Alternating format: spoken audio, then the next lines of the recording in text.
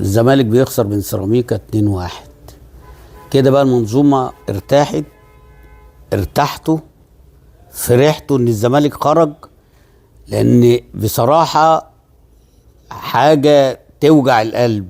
فرقة مريحينها بقالها 12 يوم وفرقة تانية بقالها 15 يوم غسيل ومكوى، فحت وردم، عمالين من افريقيا للدوري لكاس مصر لافريقيا للدوري لكاس مصر. عايزين كده المنظومة ارتاحت، المنظومة كده عملت اللي عليها وزيادة. كتر 1000 مليون خيركم. وعايز اقول لمجلس الإدارة، انتوا مجلس حرام، مفروض بعد ماتش النهارده قدموا استهلاككم وامشوا. مفيش حد طايقكم، انتوا السبب في اللي بيحصل ده. انتوا مرمطتوا نادي الزمالك بجد، لا بتدافعوا ولا بتعترضوا ولا بتعملوا بيانات، ولا انتوا سلبيين جدا، سلبيين لأبعد درجة، لأبعد مدى.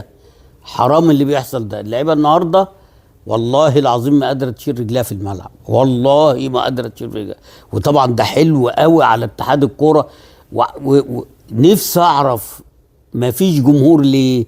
ده هو سلاح نادي الزمالك الفترة الأخيرة جماهيره هي اللي بتكسبه. حتى دي عرفتوا توصلوا لها وتخنقوا جماهير نادي الزمالك وتقولوا الدور من امتى الدور ال 16 ما بيبقاش له جماهير؟ من امتى اي مباراة في اي حتة في العالم ما فيهاش جماهير الا لما يكون فرقة متعاقبة وعملت جرم وعملت كارثة، هي دي اللي بتلعب من غير جمهور. انما فرقة ودور ال 16 في كاس مصر مش عارف يعني افسر بايه، مش عارف.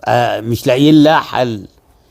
طبعا كل يومين ماتش كده بقى المنظومه ارتاحت. ايه يا عم الراجل الدوبلير اللي هو في الاتحاد، ايه رايك دلوقتي؟ ايه رايك؟ جميلة سموحه على نادي عريق زي نادي الزمالك. تعالى بقى كده ان شاء الله باذن الله في النهائي، ايا كان مين اللي هيلعب، حتى لو بيراميدز هيلعب مع سيراميكا، هتلاقي اهالي اللعيبه وقرايبهم بس هم اللي في الاستاد. بس هم برضو على قلبهم زي العسل. ليه؟ لان اهم حاجه ما يشوفوش الزمالك بيلعب نهائي. فبصراحه هارد لك للعيبه الزمالك الابطال الرجاله اللي هم النهارده باين عليهم ان مش قادرين يمشوا في الملعب، ورغم كده خسروا 2-1. الهدف الاولاني غلطه والجون التاني جون، وفي ضربة جزاء طبعا لا تعليق والحكم عمال يعمل لك دي. لو لنادي تاني كانت هتحسب. هشوفكم ان شاء الله في فيديو قريب باذن الله. السلام عليكم.